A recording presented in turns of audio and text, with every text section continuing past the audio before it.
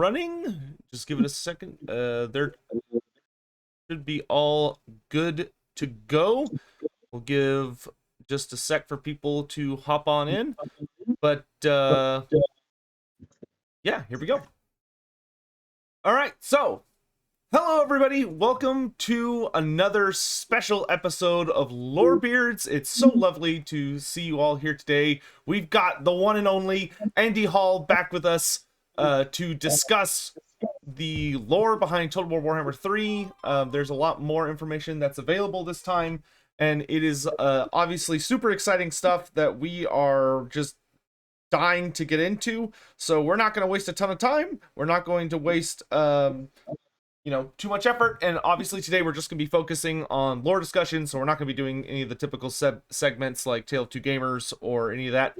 So real quick, Mr. Hall, how are you doing? It's been a while. It has, but it's been a busy time, to be honest. But we're nearly there. It's less than a week to go, I believe. Yeah, less than a week. People are, I know every time I come on stream, people are losing it. they're barely hanging in there. Yeah, well, I can't wait for people to finally play it. It's been a passion project. It's the longest project I've ever worked on. For 3.5 years this has been going. So finally, that's longer than most Hollywood blockbuster movies are in production. So to finally get it into people's hands with in less than 6 days, it's great, and I can't wait for people to play it. Hopefully not too many people will spoil themselves by watching all the streams by you guys and all the other guys, so hopefully people have held themselves back a little bit, so there's still some surprises in the game. Yeah, self-control, something the internet's so well known for. But yeah, I just feel bad for all the people on Valentine's Day who are gonna have their partners thinking about only 3 more days instead of being there. But all right, so if we're ready, Nathan, we got a whole bunch of questions for our dear guest here. If you want to start us off. Yeah, so last time you had a cafe and army book. Is there any chance you have something related to Kislev in the form of a book? We had a trove of information given to us by Games Workshop. It was less in a formal book setting and more just a load of cool sketches by Mark Bedford and a load of kind of information and documents given to us by their development team when they generously said, we'll refresh Kislev for you, and then gave us this trove of knowledge, and then obviously it was up to us to adapt that into something cool for Warhammer 3. Cool. So safe to say there's a lot that we can talk about Kislev today, right? Yeah, we can, and because if there wasn't, that material wouldn't be in the game. So it's there. We can talk about all the material that's in the game, or the material that's alluded to in the game, certainly.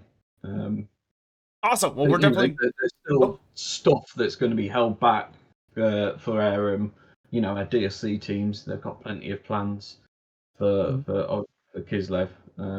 As I've said several times in different podcasts and interviews with media and stuff, the journey is just starting for Warhammer 3. It may be the final game in the trilogy, but the journey is just starting. Excellent. So even more Kislev in the future. That's great to hear. To come, definitely. Though, speaking of Kislev, there's one particular Kislevite we were curious about. And we're from kind of like a lore perspective, do we know if, like, from Games Workshop or maybe the books you've had the chance to look at, so Yuri, the prince, the Ungol prince who ends up becoming the Godslayer, is he like an actual canonical character, this kind of second undivided prince, or I guess because he's kind of like a player insert character and you can customize him to be what you want. Does he actually exist in the lore or the writing, or is he more just kind of an exclusive player insert for Total War Warhammer 3?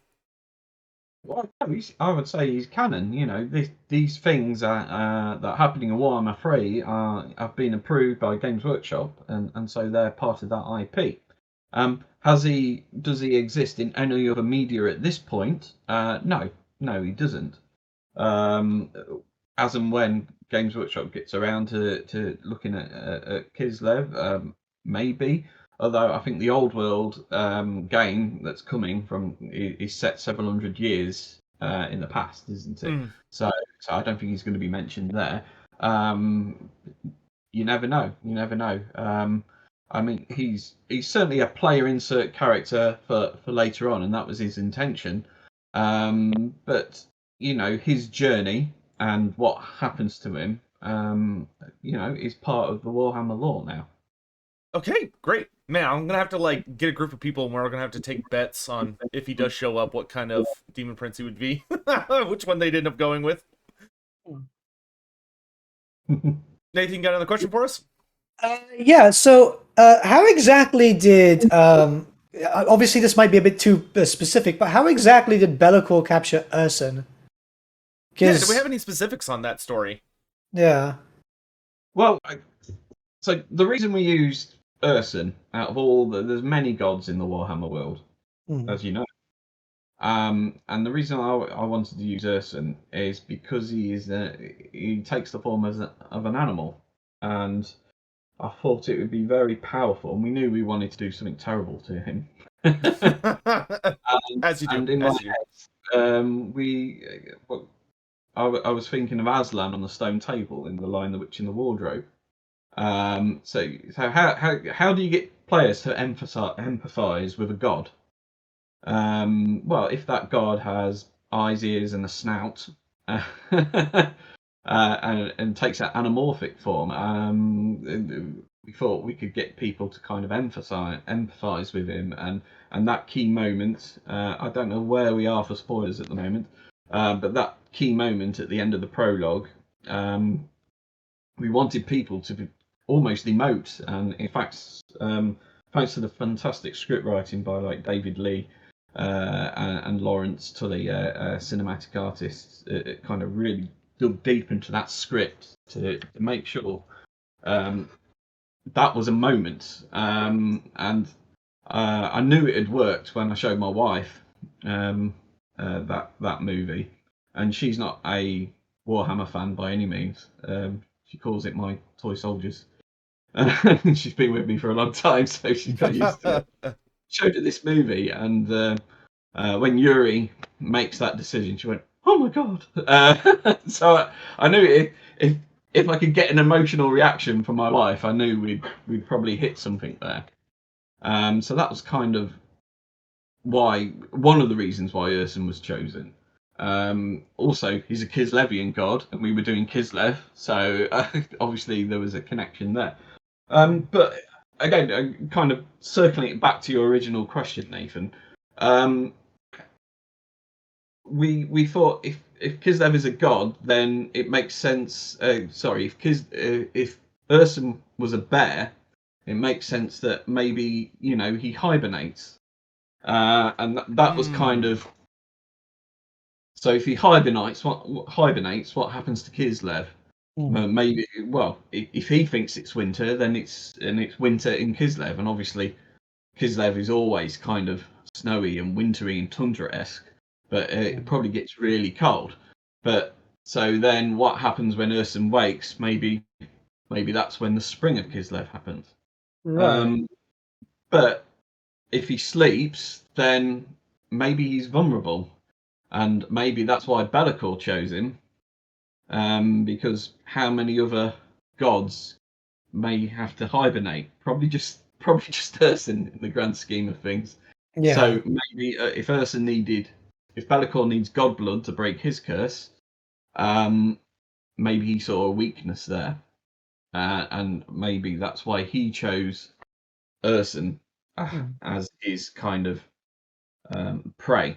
Now, how he actually kind of fettered that god, that's certainly not we haven't covered. I think when we originally wrote the treatment, it was mainly the fact that if Urson hibernates, then he's vulnerable, and maybe that's something that Be'lakor, using his machinations and his minions, could use to effectively capture him, and then bring him to the Forge of Souls, which he'd kind of taken for his own, because it's kind of neutral ground, one of the couple of neutral ground places in the realm of chaos that he could use. And I get the impression that maybe he came knocking on the Forge of Souls door and somehow subsumed and took it over before even the demons within the Forge of Souls that operated the forges knew what was going on.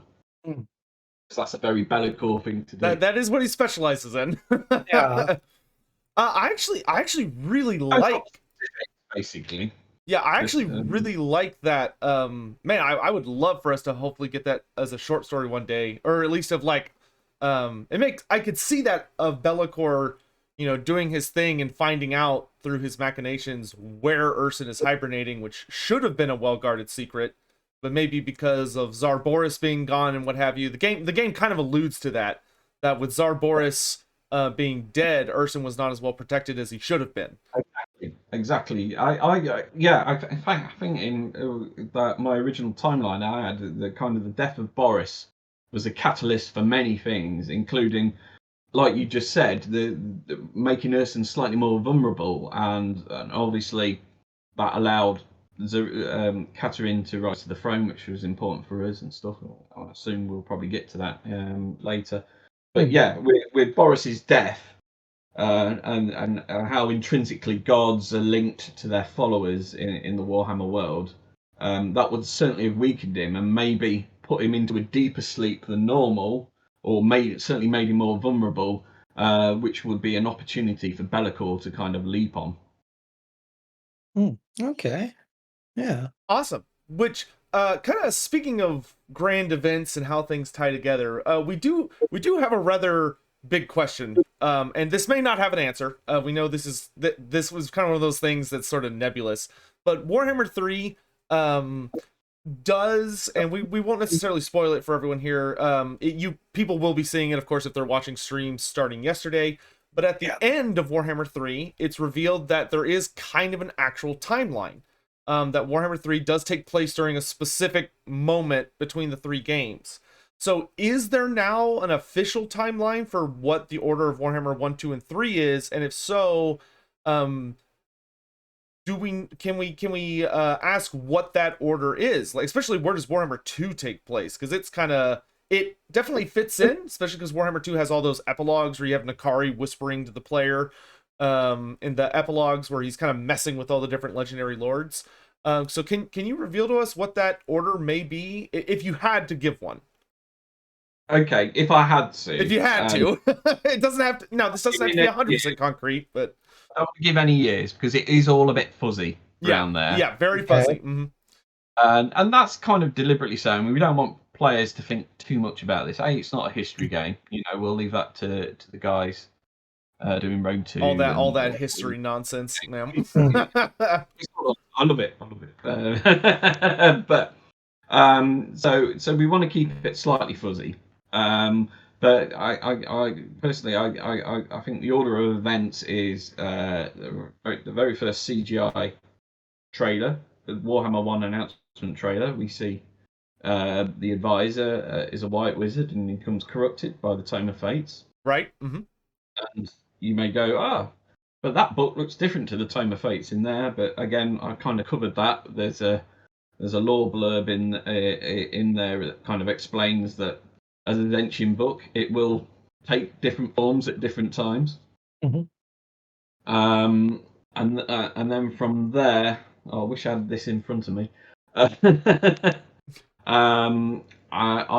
think he goes into he's whisked away to do Zentian things for an unknown amount of time before returning to the Empire, and then we see him at the Grand Observatory in those very first teasers for Warhammer 3. We then see him go. We then see him in the Warhammer 3 CGI trailer, walking into the Zarina's tent. And I think from there he makes his way north, and then we see him at the start of Warhammer 3, finding out about Yuri, and then Warhammer 3 happens, and then if you follow that through, you'll know what happens and why he looks younger than he probably does in Warhammer 1 and Warhammer 2. How those two interlock, I think Warhammer 2 is slightly before Warhammer 1. Okay, great. Oh, that's awesome. So this is actually just a random additional question, but do y'all have like a internal name, or is there any kind of name for the advisor? Or has he always just been the advisor? Does he kind of have like does he have like a little name or something? I played giving him a name, but we kind of like him as the advisor. It does. It's very mysterious. It's very enigmatic. Revealing the name of the Doctor in Doctor Who, you kind of don't want to. It kind of lessens that as a character, and I think he's the advisor. So he's slightly, he's a slight enigma. Although obviously, as the game's gone, we've kind of started to reveal a bit more about him, and I think what I really enjoyed about Warhammer 3 is we see him interact with the actual lords a bit more, and we see how he approaches those lords, and so with Warhammer 1, we just kind of took it that he will approach Grimgor or someone, and Grimgor will listen to this weird old white man. But with Warhammer 3, we kind of, as you've seen in those intro movies, we thought we wanted to show that interaction. How would the advisor approach Scarbrand, or how would he approach Nakari even, and not just be utterly killed or wiped away as insignificant? So he has his ways and means to do it. Oh, and I think any approaches, and I did a little bit about it in the Prince of Altdorf novel, small story a while back. There seems to be an aura about him that they should at least listen to him before they kill him. Yeah. And that gives him his chance to kind of whisper his secrets or convince them. So I think the book empowers him slightly. And maybe that's the influence of Zinch on him to gives him enough of a leeway to allow him to get his sales patter out before even Scarbrand will just cut him down. Sorry, I overtalked you there. No, you're great. Yeah, please overtalk me always. They get enough of me. Nobody cares about me. Yeah, that's awesome. I love that, and I just gotta say, y'all did an incredible job with the cinematics, especially at the starts of the campaigns. Those are, oh god, like I know this would be torture, but y'all should do those for every legendary lord. Just can y'all go back and just do everybody that style? It would be nice. Just just let us pile a mountain on your back there. Yeah, they're expensive assets to create. Yeah. But also, you've got to make sure you got the talent in the studio to be able to do that. And definitely, we have with our cinematics team, led by Lawrence, and me, him, and David, who did loads of the actual day-to-day grind of creating those movies. We get into what we used to call the fishbowl, which is one of our meeting rooms in the studio, in those crazy pre-pandemic days when you would just go to the studio, and we'd spend hours in there just knocking out script drafts and talking to each other and going, what about this, what about that, what about this? But that's how these creative ideas get crafted. A lot of hard work.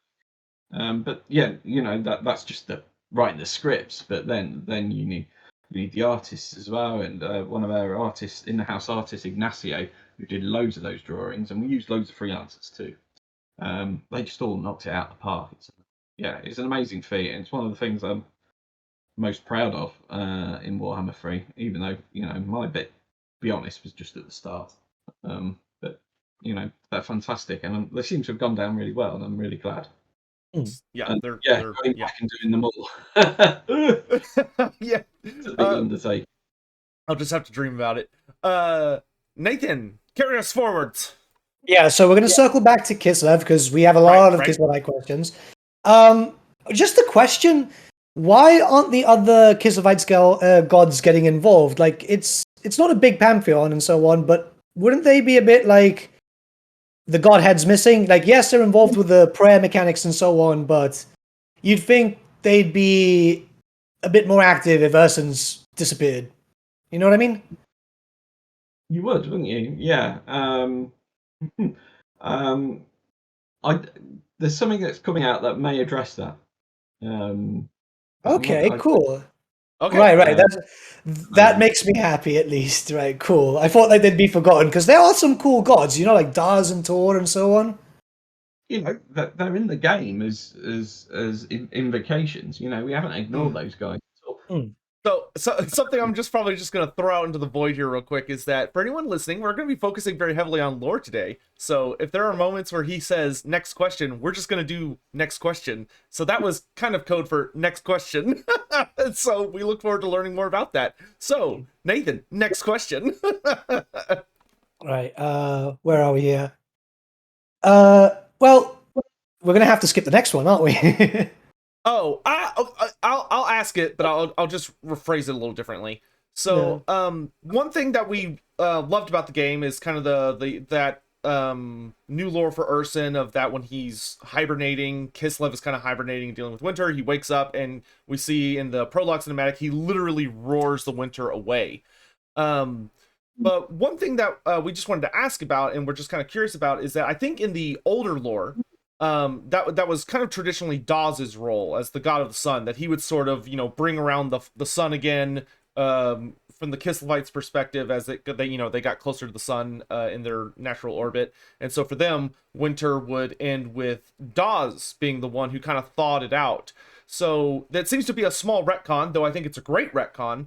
Do we have any kind of info then, and like if that is the case for Dawes, what has his role changed? And if so, can you tell us a little bit more about like what it is he's bigger on now? What he's kind of responsible for?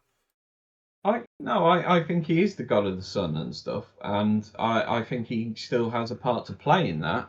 But if the clouds are there blocking the sun, it was Ursun's job to roar and bring those clouds away. And I kind of there's in another thing that may be coming, I kind of explained that maybe the roar is not a literal roar, but it's a massive storm that kind of breaks those winter, turns the snows to rain, and then once that has dissipated, then the sun will come, and that will be Dash's role. So what you're saying is it sounds like every single one of the Kislevite gods is involved. Like, it sounds like it's kind of a collaborative effort. Yeah, I would certainly say so, but Ursun is the start of that process. Right, so with him gone, it just can't get off the ground. Obviously, we needed to make Ursun the start of that process, so because he's missing, that process can't start, and so Kislev is then in peril, and so you are motivated, or Kislev is motivated to find him. That is super interesting. Okay, so I wonder what the other three are up to. And it's all quite complicated. Yeah, it's great. No, I think it's great. I genuinely do. Speaking of exciting things, Nathan, what you got for us, my dude? So there is one particular loading screen which has kind of struck out to us recently, which seems to hint at a name change for a very old character used to be known as Baba Yaga to Mother Ostankia. Is there any word on her? Is she still a hag? Is there still a house with chicken legs? If you can tell us anything about her, we'll take it. We don't even care. It could whatever little scraps we can get. Because she's in a loading screen. Yes. She's out there. Okay. Good. Again, a certain asset that will be dropping soon. may or may not talk about her a bit. Cool. But okay. So what I can do is talk about on a more kind of meta like level. any like Yeah. myths or stories in the lore that the Kislevites tell about her. That would be great. Warhammer is obviously full of these archetypes. There's my bunny. I was about to say we got a Yeah. bunny. Yeah, he's our new family member. All right, we got my dad, we got my Boris. dog, Nathan's cats, Andy Hall's bunnies. We're going here. Someone bring a budgie and we're good. Yep. Yeah, he was called Boris until yesterday. Then he nipped me on the finger, so now he's called Bellacore, and he seems to like that better. Oh man, he was corrupted. How sad. He's got corrupted with human blood now. Which makes him even more like the Holy Grail rabbit, doesn't it? Anyway. I've lost my friend. What were we talking about? So, do we know any like, so not like, oh, this is what you would see, but can you tell us like any like in-game myth, or sorry, in-lore myths or rumors about this Mother Ostankia character? Yeah, I mean, no, because we're going to cover that. Okay, cool. Okay. But what I could talk about is how Warhammer takes these kind of archetypes, and rarely just does a copy and paste from the real world, but always makes a Warhammer twist in it. So I can tell you that Baba Yaga isn't in Warhammer anymore. Okay. Because that was it was too on the nose. Yeah, two. Yeah. It was first mentioned, written by a good friend of mine, Thomas Pirin, in a Citadel journal, and I think at that point, he was just taking all this cool lore from where he lived in Finland, and obviously Russia's very close there, taking all that cool stuff and bringing it down. But kind of what the next level is, you take those archetypes and you twist them and make them Warhammer. And that Baba Yaga stuff it's too on the nose. So is there an archetype of a kind of a hag that lives in the woods that is feared but may also be a protector of that very land?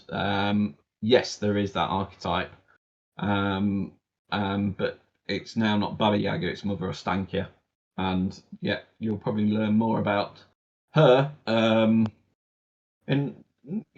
she's certainly mentioned, certainly coming soon. But Awesome. More time. That's great. That's cool. Yeah, someone probably very close to the I must say I'm so pleased about how much Ungol stuff there is when you're playing through the game. Like, with Kostalton literally starts his campaign almost going on an ethnic cleansing of the poor guys. So I'm very, very interested to see when we're gonna how we're gonna handle when we start getting into more of their figures, which I imagine she's one of. But moving forward. Oh, go ahead. I'll let you go. I was going to do a tangent, but we want your tangents. Go on one. We want them. Okay, so we have that dichotomy, and the Ungles versus the Gospodars. And I talked about this a little bit the other day with Italian Spartacus. But obviously, that's quite a niche part of Kislev lore, which in itself is a niche race within Warhammer lore. And, all of us three here, we are immersed in that Warhammer lore, and we've grown up with it. And I'm sure if there's anyone watching, I don't know. But the many people that are watching now, they are probably also very immersed in the Warhammer lore. But to bring this game to the millions of people that are coming to play it, they probably don't know what a Gospodar and an Ungol is.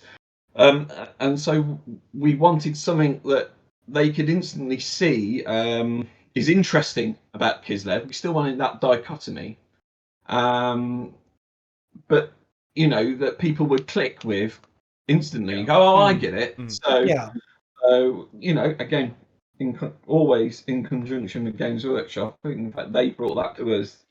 We have this kind of church versus state kind of situation going on.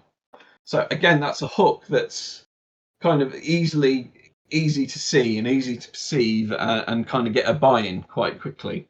But that's not to say that that more subtle kind of cool aspect of Kislev, like the Gospodars and the Ungol's, that are, as you've already said, it's still there, and it's still part of that IP, that flavour, and you'll see it in the text and Yuri's story, and no doubt in the future we'll maybe even do a deeper dive on that, because then we've got those players, and they kind of, as most people do with Warhammer, they kind of learn it by osmosis, by playing these games, by reading the army books, by just being around other nerds.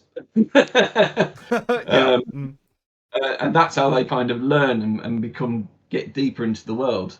So at that point, when we do something, that's maybe Ungol themed or Gospodar themed, there'll be that buy-in, rather than kind of doing it from day one, and a lot of people going, "What's this about? What's the difference?" And I think the game is set up to support that very nicely, because I mean it definitely is something you'll notice playing Kislev. You just kind of have these constant threads popping up about the Ungols. And we also kind of see that with the Ropesmen as well, being kind of the third prominent culture that seems to be there. Which I was speaking with Nathan about it, because Nathan knows more about the older lore than I do. And the Ropesmen were kind of like, they existed, but they were a very, very minor footnote, almost, even compared to, like, they were even more minor than that divide between the Ungol's and the Gospodars, and they seem to be kind of coming back a little bit, seeing as they are the ones that start off in control of Prague. That's just a case of as casting a net wide, and Mark Sinclair, a campaign designer, will come to me and goes, "I need X number of factions." So I'd go on the hunt, make sure we got the factions. Go, "Oh, Ropesmen are cool," and I can link them to Prague, and so great. Yeah, I found that quite exciting when I was playing. I saw the Ropesman name. I was like, "Oh wow, this is a nice throwback," Exactly, it's a nice throwback. Whether it's not necessarily fundamental to the game itself, but I try and get, as I've said to you guys before, I try and get as many Easter eggs into the game as possible. Awesome. Speaking of throwbacks, Nathan, you got a more monstrous themed question for us. Yeah, so there's a lot of older Kislev lore, which we had mention of loads of different monsters and so on, like the bat-like frost fiends, the avalanche coursing Indrika, the firebirds of Dars. Do they still exist in lore, or because obviously things change, Yeah. I don't know, to be honest. The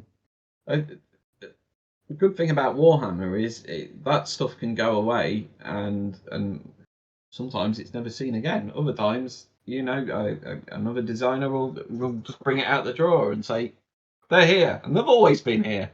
We just didn't mention them." That's how the entirety of Warhammer 3 feels to me right now. Okay, so so we have some MIA monsters, but we'll have to see if they are in creatures. We shouldn't, maybe monsters is the right word. Creatures. We'll have to keep an eye out for them in the future. Absolutely. Next question, Nathan. Oh, this one's good. I like this one.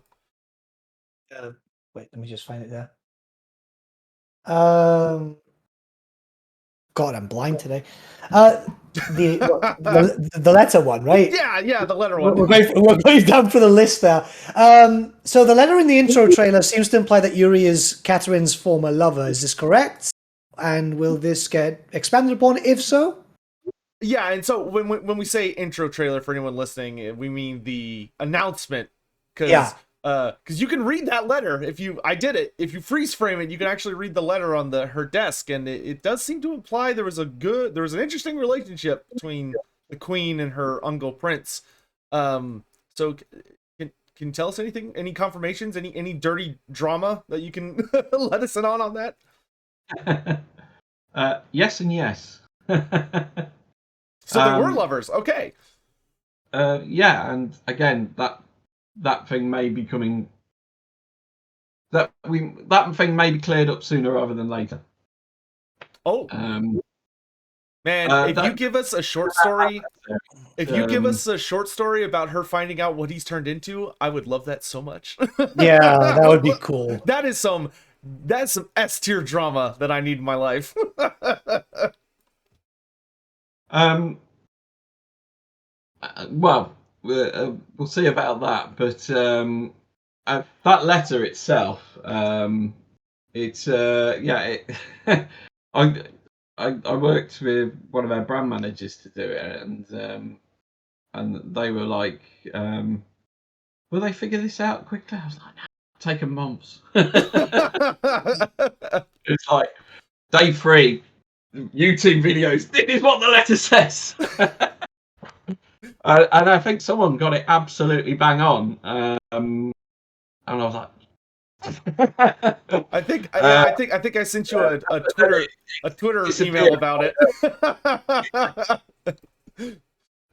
Because there's a couple of secret Easter eggs in some of the earlier Warhammer 2 trailers, which I think to this day haven't still been figured out. Don't say that. Then I gotta like do stuff. They- Don't say that. Oh, waste time now.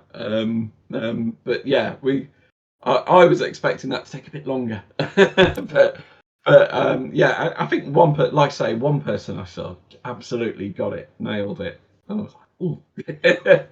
But it seemed to go away again. But I love doing stuff like that. So.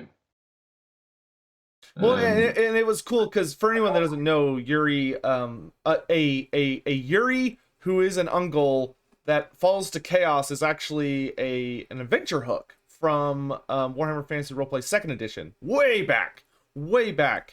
I think it was an adventure hook on one of the careers that appeared in the Ice Realm of Kislev book or something.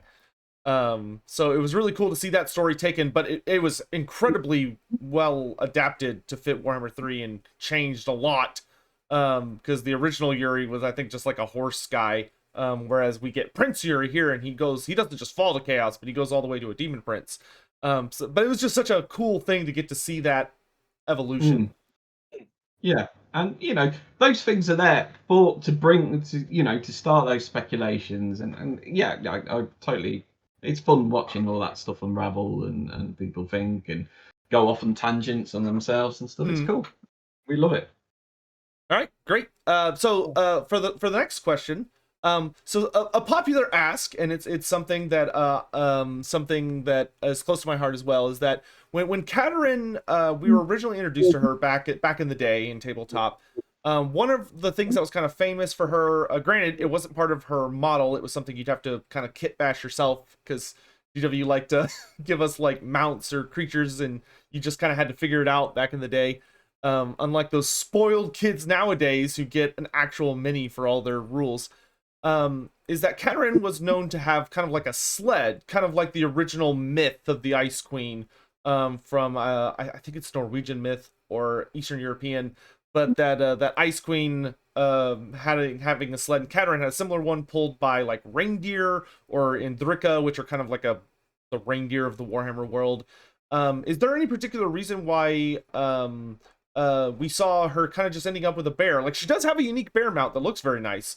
But is there kind of any reason, like, does she still have the sled? It just wasn't brought into the game for various reasons? Or is the sled just kind of one of those things that just hasn't made it into the modern setting? I don't think she still has the sled. So, I'm going to be absolutely truthful here. I think we took her eye off the ball there.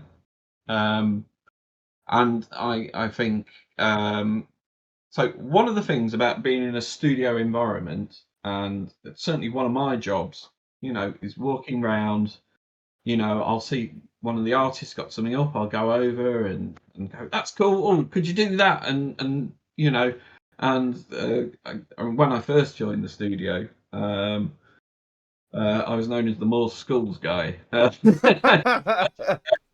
the artist, like, oh, Andy's coming. And I go, more skulls. And I think one of the ways the pandemic's kind of affected us, when we was all brought back into the to our own, working from home, you lose a bit of that collaboration. And I think if we'd probably been in the studio all this time, I'd like to think I'd have gone, Catherine needs a sledge, and maybe we would have got it in.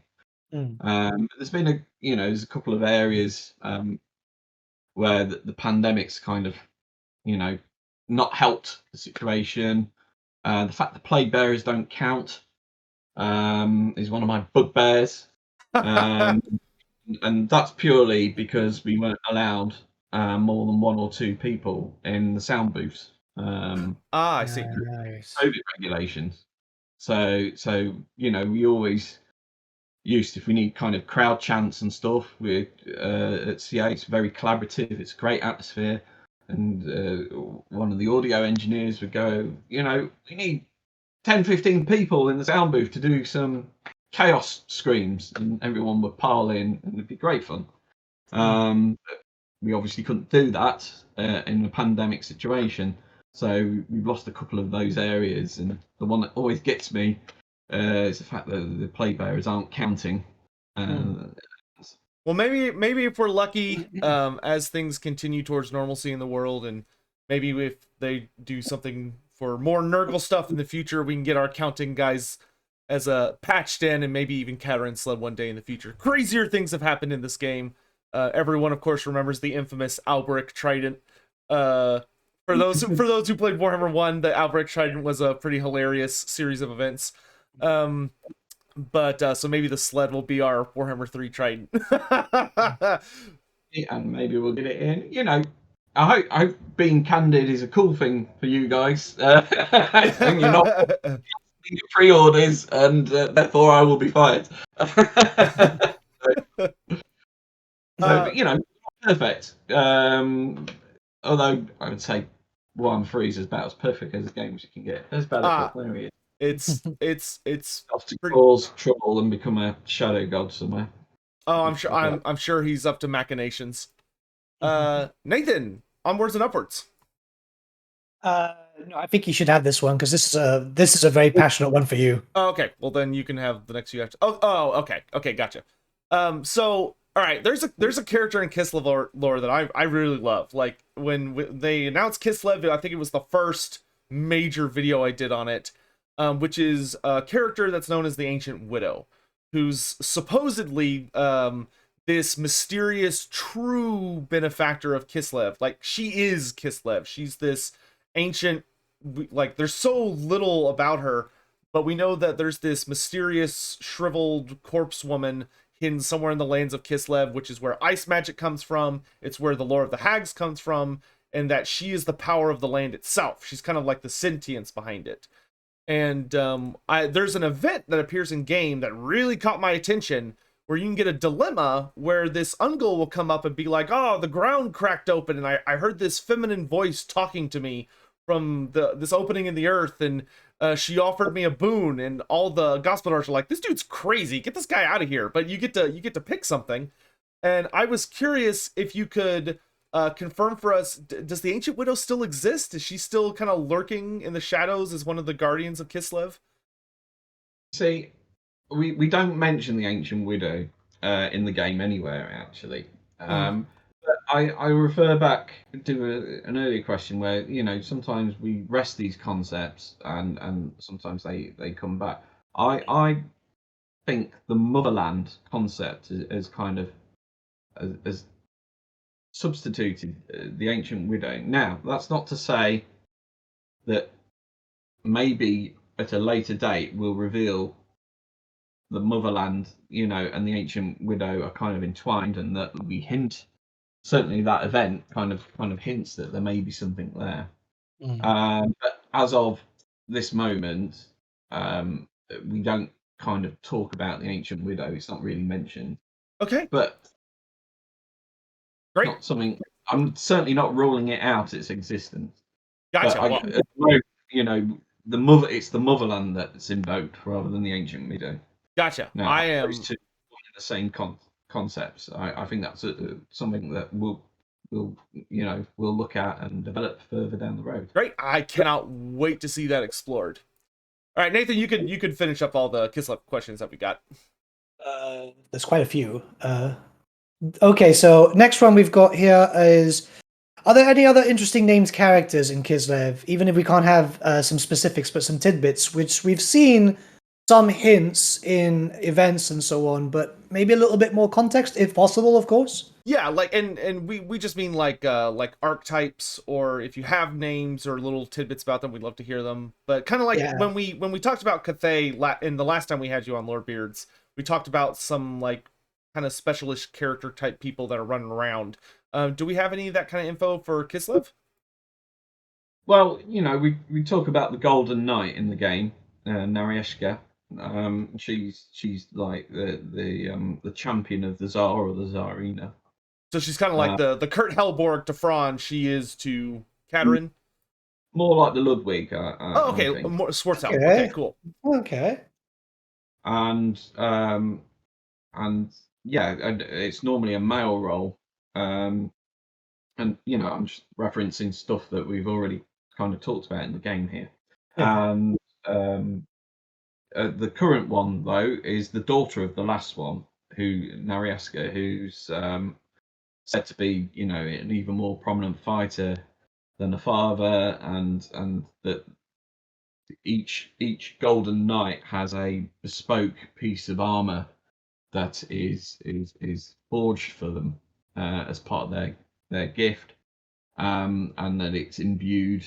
And legend says that it's imbued with magical properties. This is Warhammer, so that's pretty certain, isn't it? Yeah, probably. Yeah.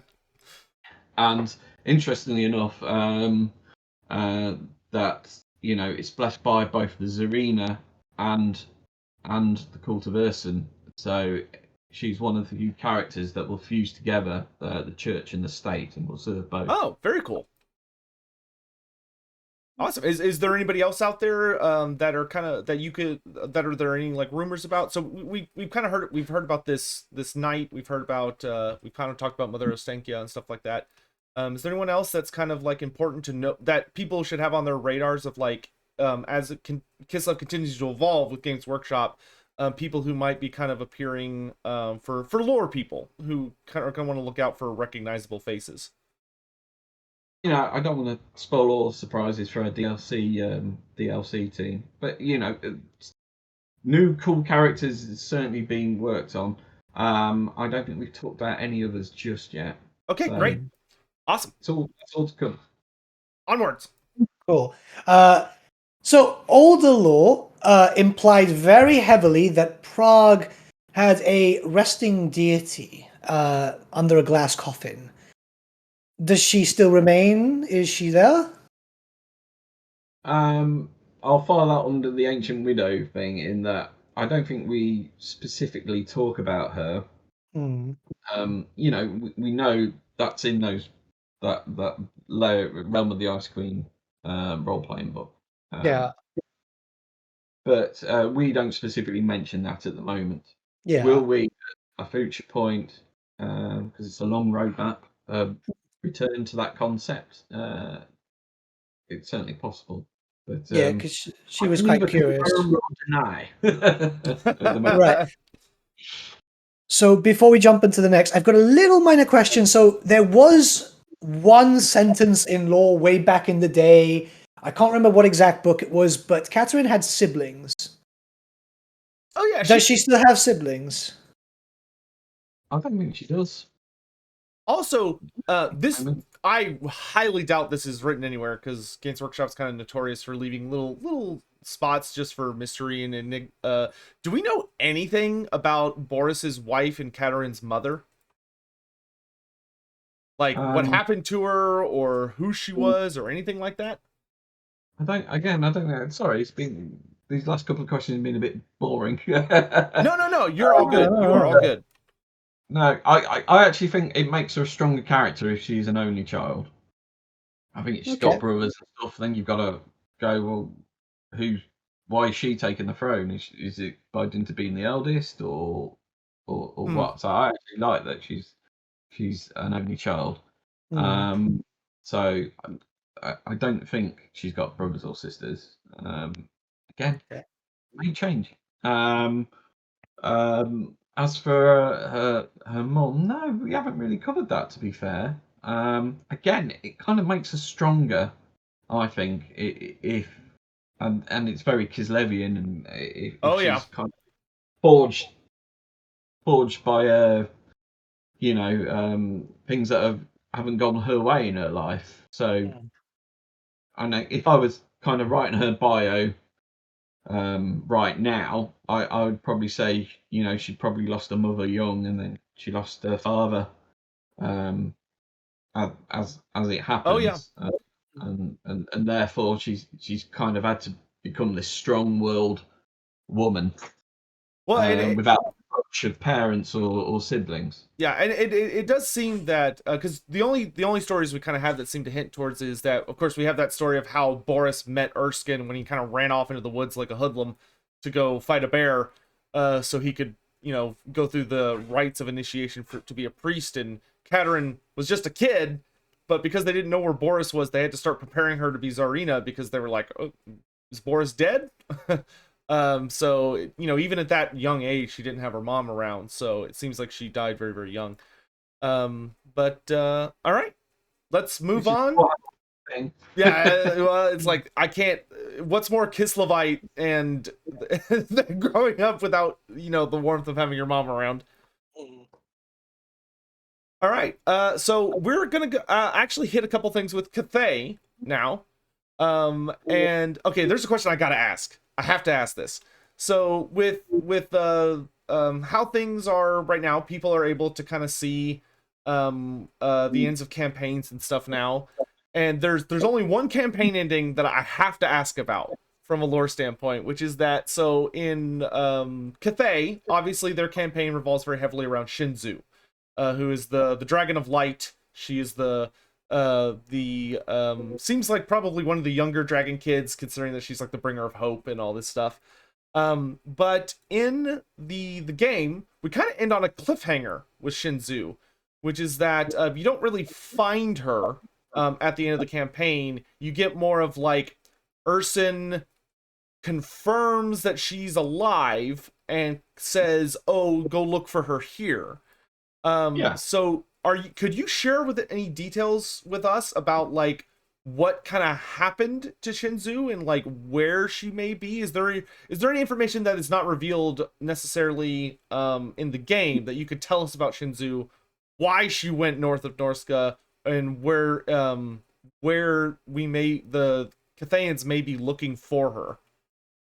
Well, I mean, they got what they wanted from Urson, Right. They got that next part of the puzzle, or the treasure hunt, so to speak, or so they know where, where in the Norscan mountains, or the area, kind of that big swath of area north of Kislev that she is. So they're gonna, they're heading in that direction. But it's not like we just turn up to this cave, move a bit of dirt, and she's going to be there. Right. She's obviously hidden, or for a reason, or lost. And if she is, it's going to be deep under the mountains.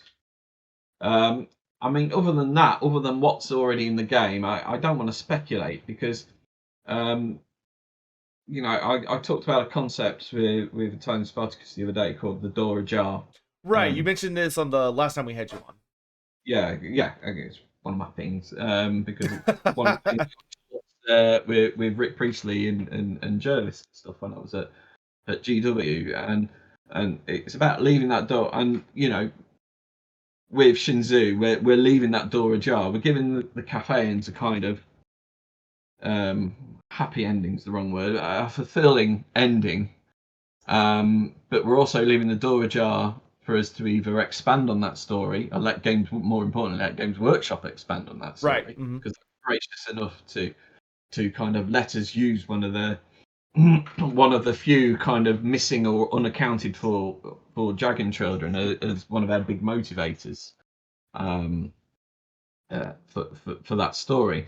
And I really like that story in the concept that he's immediately the advisor's immediately wrong-footed when he goes, as I'm sure you guys have seen that.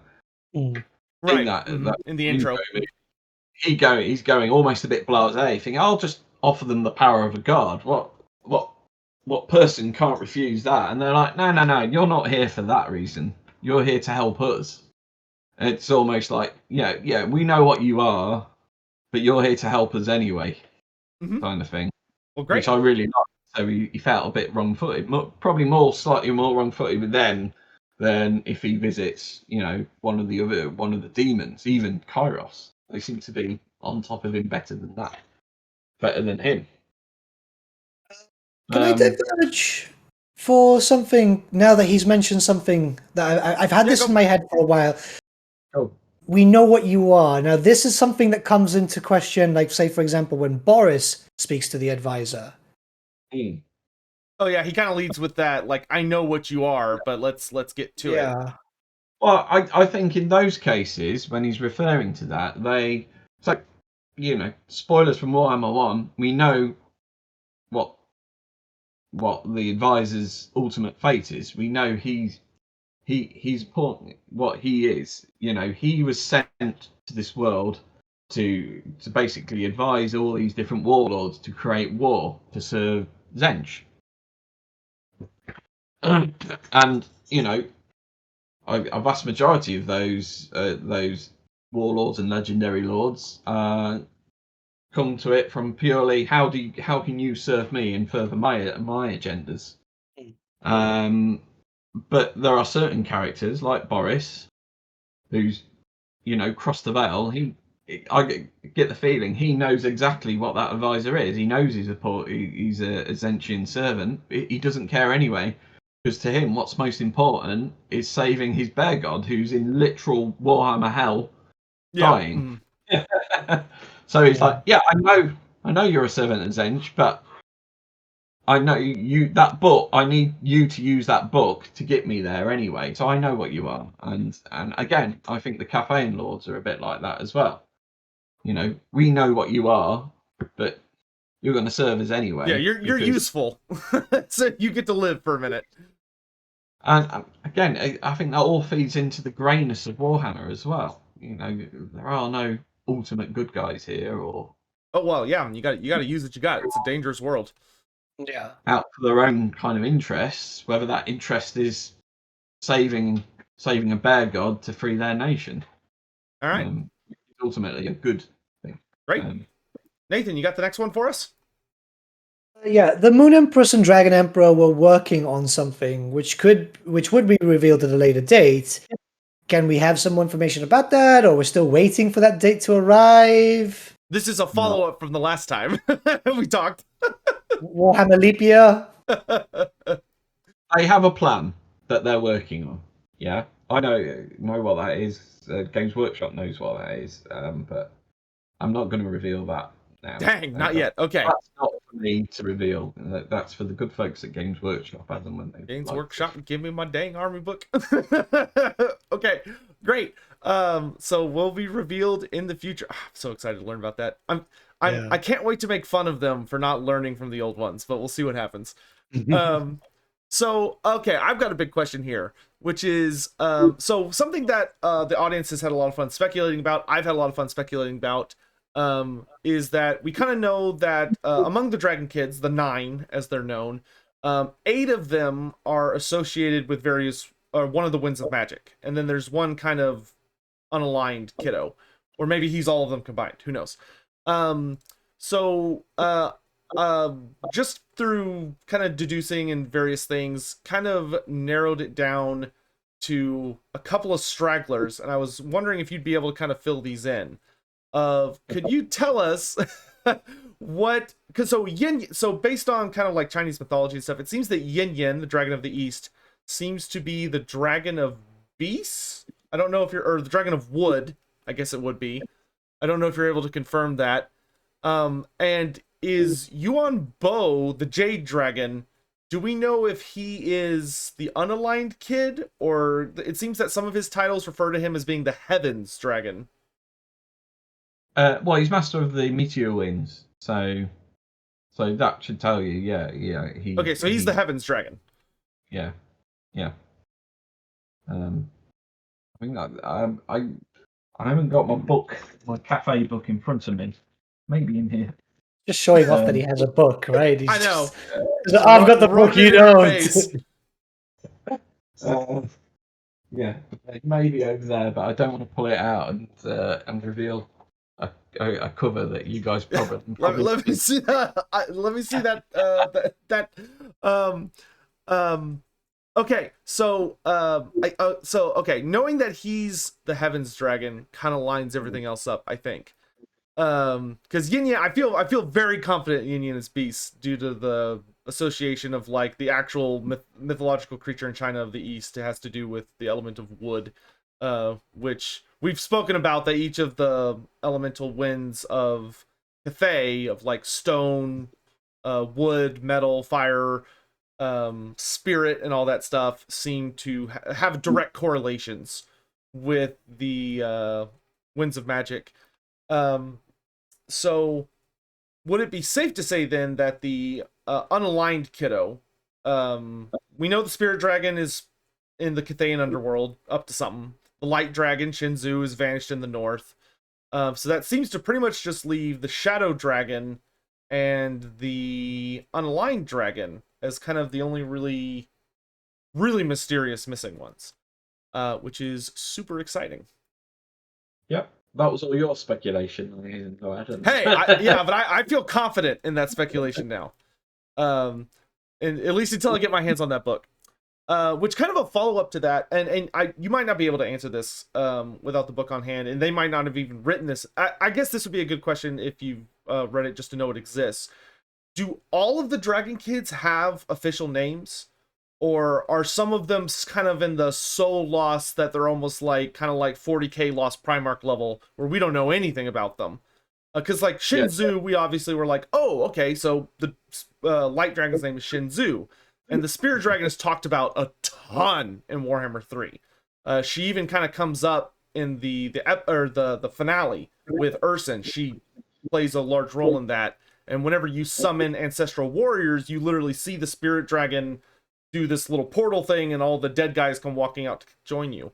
Do we know any of the other? So that's 3 dragons whose names we don't know. Do they have official names, or has Games Workshop kind of left that nebulous? Again, that's deliberately been left nebulous. Again, I'll refer to the kind of the Dora Jar concept, and this is a classic example of that concept. You know, you have 5 dragons already. You established the fact that 5 are ring, and you know, a designer could have left it there, but a good designer knows, you know, but we'll say there's 4 out there already, for future kind of use, but deliberately don't name them, etc. And then we rather greedily, almost immediately went, "Can we use one of those?" Yes, and they were really good with that. So you're already down to 3. But no, they're not named, and deliberately so, so that, you know, as and when they want to come and develop them, they're not kind of blocked in or already in a corner. Well, and it leaves such a fun room for speculation. Like, I know I've already developed a headcanon for every single Dragon Kid. Like, I'm already like, as far as I'm concerned, one of them got killed and ate by the ogres, which is why they threw the meteor at him. One of them turned into a Chaos Dragon, Archaon killed it and got the Ishirian, and the rest are accounted for at that point. So, like, I'm done. I'm good. Real cool origins, and I like that. But again, you said that, not me. Yeah, I said that. Yeah. Games Workshop, if you want to pay me, I will send you my address. You can use those ideas free of charge. I won't charge royalties. Like, you can have it. It's just curious though, because considering the fact that obviously, for people who aren't aware, this is a similar system done in Warhammer 40,000 with 2 Lost Primarchs, as Sotek said. But we know nothing, 30 years later? Well, I just hope that I'm still alive, we right? know nothing yet. That's because the mystery is stronger than the reveal. And, you know, a lot of great IPs have that, and certainly 40k, you know, the concept of the mystery is more powerful than probably what the truth is. I can't talk to Games Workshop at some point. They may may visit those things. But again, it's like you should never know the name of Doctor Who because the mystery is more powerful. Yeah, it's a critical component. Yeah. Yeah. But I am glad that we do have like a surprising amount of info on even the missing dragon kids, just due to little bits about their siblings. There's actually there's a lot of really interesting stuff you're able to draw from, in that they have like an associated lore and stuff like that. But Nathan, you ready to move us on from the dragon kiddos? Yeah, okay. So there's a quote revolving around the Monkey King where he's described differently with different ape features, different type of ape and so on. Have they not seen him in a long time? Has he just turned into a myth? Like, one of those types of little short stories that you see around your town where people will describe an event differently. Yeah, and just for anyone listening that hasn't seen that particular image, just to kind of drive it in how crazy the descriptions get, Cathay seems to have a very large disagreement among the populace about what the Monkey King actually is. Where in the north, he's a raging gorilla that is very corn-centric, or like literally a big red angry gorilla that kills everything around him. I think in the west, he's imagined as a baboon that's always in heat and is very Slaneshi themed. And then in the east, he's this gluttonous orangutan that has boils and sores all over him, very nurglish. And in the south, they see him as this sneaky little spider monkey who whispers in people's ears and misleads them and tricks them and stuff, very Zinchian themed. So there's this huge mystery about it, and we're just kind of curious what is there any do we know any truth behind what the Monkey King is?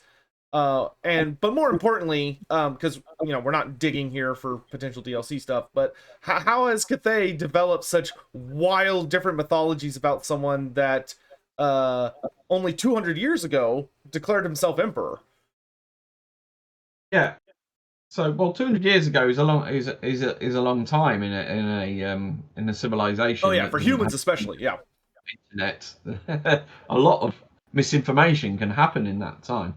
So, for people that have probably already watched the Italian Spartacus thing, I'm going to repeat a lot of stuff here because it's true. But people that probably didn't watch that missed it. So a lot of that depends on kind of the death of an author concept, whether you're taking the author's intent or reading it purely as the piece of text as it is. And if you did, you could probably go, oh, the Monkey King's aligned with chaos. But I think that quote starts very specifically with an unreliable narrator clause, doesn't it? Yes, and it comes off very heavy as like Dragon Emperor propaganda as opposed to actual stories. Exactly. Well, he took over. It's not in the dragon's interest to have the Monkey King seen as a folk hero, is it? Right.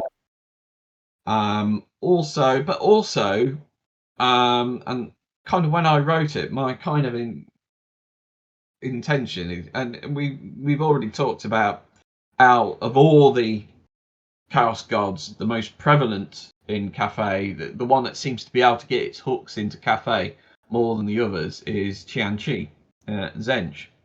And what is Zench known for? He's, a literal god of lies. He has a demon called the Lord of... Oh yeah, he's all about obfuscating and making things messy. Yeah. So I mean, when I wrote that, I was imagining a certain very specific agent of Zinch going round to all these different places in Cathay, and maybe he takes the form as like a wise old man who'll sit by the fire and go, "Let me tell you of the Monkey King. He is an orangutan, an obese orangutan with boils on his boils that burst upon his belly, and then, like you say, maybe he goes south and and takes a different form. Maybe this time it's a well-to-do Cathayan lady, and she tells her ladies at the tea house, "Oh, the Monkey King." takes the form as a spider monkey. Yeah, and so everyone... there is a very infamous Zinch character who loves doing stuff like that that we all know and love. So it serves Chaos and Zench in particular. Like maybe they don't want the Monkey King to be aligned in any way. We know already there's a very antagonistic relationship between Cafe and the Monkey King in general, but we also know that the Monkey King provides monkey warriors to the legions of Grand Cafe. So it's not always a thing. So maybe it serves Chaos and Zench in particular to make sure, that these two kind of sub-factions never permanently align. Yeah, and that's something we kind of talked about the last time we had you on, is that the Monkey King's almost this he's almost this Archon the Black figure where sometimes he's helpful, sometimes he's not. And I'm sure Li Dao absolutely hates him, but has to deal with him sometimes. I'll repeat the anecdote I said the other day because I like it. I think there's a Ranger Smith / Yogi Bear dynamic going on. Well, and that enemies and the Monkey Kings keep stealing all those picnic baskets, but actually, maybe they like each other. Yeah, that seems to line up very nicely with the original myths about our world's mythological Monkey King, where he's kind of this necessary good guy, but man, is he he is such a pain in the ass for the Celestial Court and all these people to deal with. Mm-hmm. And some of them like him, though they would never admit it. They would rather die than admit it.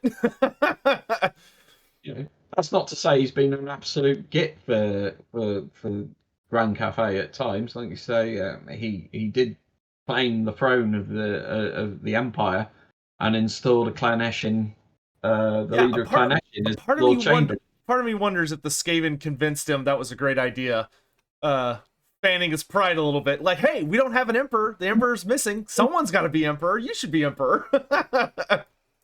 Be great. Yeah. Boss. Come on, rats, monkeys, we're not that different. Awesome. That's very exciting stuff. I hope we'll get to see more of him in the future.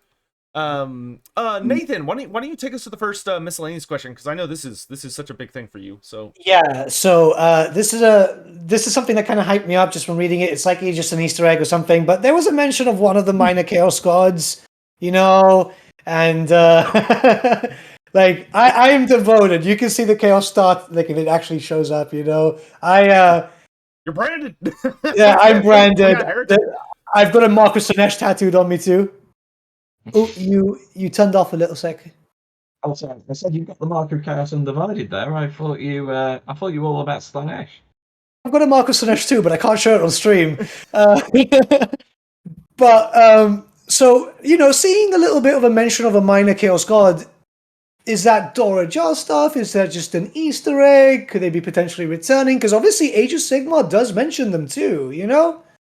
So, well, you've got 35 years of lore here to play with, it's an Easter egg, it's to bring in Games Workshop have never ruled out the fact there's only 4 Chaos Gods. It's just obviously 4 Chaos Gods are at the absolute powerhouses of that realm. But yeah, those it's like I say, you like to bring in these Easter eggs, and for 99% of people reading it, they'll just go, "Oh, that's cool." But for people like me and you, it's like, "Ooh." Yeah, I mean that to me was something. They're just there for that, It's not necessarily, the start of the next grand campaign. You see, because all Easter egg. Yeah, I mean, they've been getting new mentions from GW lore and so on. So for me, that's something special, because Chaos for me has always been really cool, right? So that for me was even if it's just an Easter egg, it just makes me happy to see that name pop up again. Yeah, I mean, we try and I try and get as much of Warhammer, funnel it all into these games, and hopefully I've done a good job of that. People seem to think so. I think, well, we live in such a bizarre golden age right now, where between like what y'all are doing with Warhammer 3, Warhammer the Old World coming back at tabletop, the guys at Cubicle 7 have been very busy with 4th edition. Like there's so much lore, and they're it's weird almost seeing everything, because Games Workshop back in near Fantasy's original death was a lot of things were kind of falling off the edges and were basically kind of just not talked about anymore. And now not only are they coming back and being talked about, but they're being like updated to fit the modern canon and stuff. So it's like, you know, you never know when you're going to turn a corner and run into some beloved piece of lore these days, and you're like, oh my god, it's that thing, it's back. Which, speaking of which, I have a very specific question for Andy, and it's a personal question, which is, just to put you on the spot, what can you, if you're willing to share with us, what is your favorite thing, that, like for Warhammer 3 or just anything you've been able to work on? What's your favorite thing that has returned to the lore, or is something new that's been added that has just made you like really giddy, for you personally? I mean, Grand Cafe is. I know it's an obvious one, but hey, there's nothing wrong with that. you know, if you'd told me in, you know, when I left Games Workshop in 2012, 10 years now, that in 10 years' time I'd be like the principal writer of the biggest Warhammer game, and will have released Grand Cafe, I would have called you a goddamn liar. Yeah. So, you know, the fact that Games Workshop were even willing to take that call, I remember, because I used to work, I used to live in Nottingham, because surprise, surprise, that's where Games Workshop was. Yeah. And I would commute down to Horsham. So for people who are not familiar with the United Kingdom, Horsham's south of London, and I would come down and spend the week here, and then go back up to see family. And I did that for a while, and I've all moved down south now. Anyway, I just remember getting off the train, thinking about maybe we should do Grand Cafe. And then going to see my boss, Ian, who I work with a lot, and he's the games designer. I've done lots of interviews with him. You've probably seen him. He's a great guy. And just saying, maybe we should do Grand Cafe. And him going, that's a good idea. And then Games Workshop even taking that call, and them not laughing us out of the thing was just crazy to me. I know, you almost expect to be like, so about Grand Cut, and they just hang up. It's just like, stop calling. Well, people ask, I'm sure other licensees will ask those questions all the time. But them going, and then obviously at that point that was still just a pie in the sky thing. But obviously things started to escalate. People started talking to each other, and you know, here we are with a fully fleshed out Grand Cafe and roster. Developed by Workshop, and it's a fantastic creation. And again, like I keep saying, we're only at the start of that journey. There's so much more Grand Cafe to come. Yeah, and it's so exciting to see something that at the start of Warhammer 2 or what have you would have been one of those things where people would have been like, do you think we'll ever see this? And the answer would have been no, absolutely not. Like, no way in hell. Like, you're never gonna see that. It's just not possible. And yet here we are, which I hope we get more surprises like that in the future, of those crazy pie in the skies, like, oh, that's not possible, it's never going to happen, arriving on our doorsteps. But we'll just have to wait and see what the future holds. So Nathan, I think the next question is yours, about Mr. Bellicor. So Bellicor wishes to become a god in a very unconventional way. It doesn't really follow the rules of Ascension. So is that changing slightly? Because, what are the rules of Ascension? Well, generally it was formed on belief, wasn't it? Oh, okay. I guess what Nathan is asking is, we kind of see Bellicor using what I like to call the Nagash method, where you instead of becoming a god by people worshiping you, you eat another god. Yeah. Is that just kind of what Bellacor's up to? Is he's kind of stealing Nagash's playbook?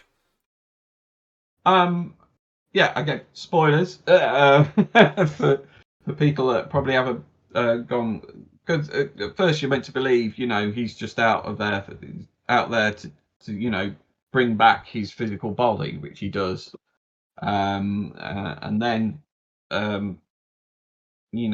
that's not enough for him, because those who seek power always want more. That's a Be'lakor quote.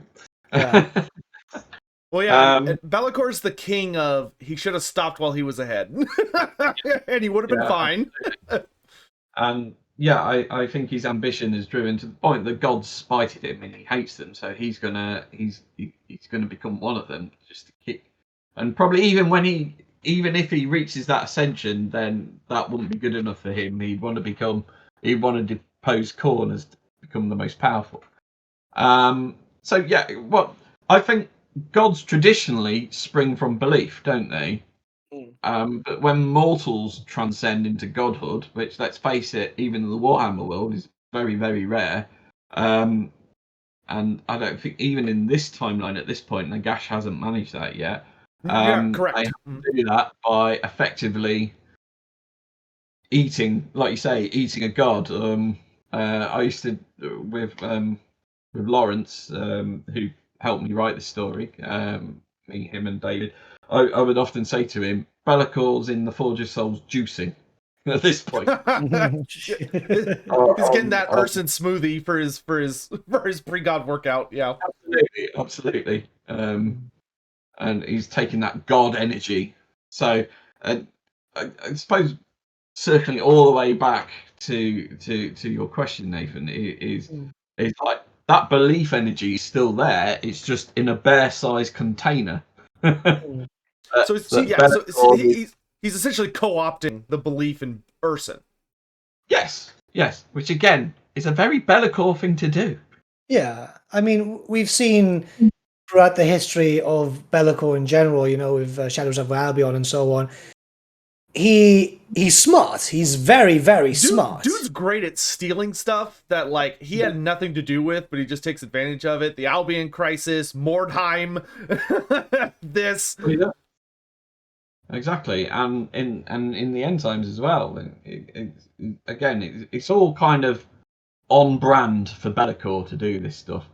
So yeah, I think co-opting that faith, which has formed into a giant bear, or bear god, is very within the realms of Warhammer's internal logic. Rather than something that's so out there, it's a bit that would never happen. Okay, well, it kind of has, and Nagash certainly has done it before, or will do. And you're in the realm of chaos as well. It's not like this is happening in the mortal world where anything can go in the realm of chaos. So I think it's totally on brand and within the internal logic.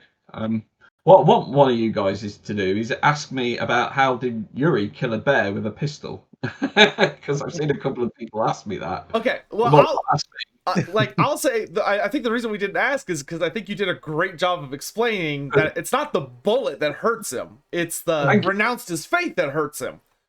Yes, it's this paragon, and I think again the screenplay does such a good job of explaining it. Thanks to y'all killed the prologue. That is a great story. I loved it so much. Listen, I know y'all got so much work going on, but if we could just get more of those story campaigns, I mean, just just toss a few more of those in there. You gave me a hit of something I didn't know I needed, and now I know I need it. So I need more of it. Well, I'm glad it's going down well. But it was a lot of work and a lot of iteration to get the prologue to that place. And again, it's not just me. It does this game, right? I know I've done a lot of these now, and the last thing I want people to do is go, this game by Andy Hall. It's there's literally hundreds of people, and they're all insanely talented. And led by Ian and Ian Roxburgh and Mark Sutherland, who've done a great job just wrangling this whole project together. And the prologue was one of those things. Yes, I was highly involved, but there was Lawrence and David who helped me write that story, and Joy. And anyway, it's going to sound like an award speech. Well, it might as well be. It's great. You know, the game it's a brilliant game, and there's hundreds of people involved to make a game like this, and we're all really proud of it. I love that. Something, which I will say, something I think is not going to be nearly as appreciated as it should, and this may not have been intentional, but it's something that I genuinely love so much, is that Yuri's story of how he falls, and like he's going through this horrible crisis. He has this big crisis of faith, and it just sort of leads up to him like having this I don't know if realization is the right word, but having this, the way his crisis evolves into him denouncing the gods instead of finding strength in his faith. He has a lot of parallels to Archaon. Their stories end differently, and that Archaon kind of ends up as more as, I hate all the gods, including the Chaos gods, so I'm just going to kill everybody. Whereas Yuri kind of, because he has to deal with Be'lakor directly, he seems to develop more of a, I'm about to die, so gods, give me power and I will work with you. Archaon didn't get to that particular point. But so I imagine it wasn't intentional, but there's a lot of really cool parallels between Yuri and Archaon. I think that's a thing you'll find a lot in Warhammer. It's almost like there's a universal theme of the good,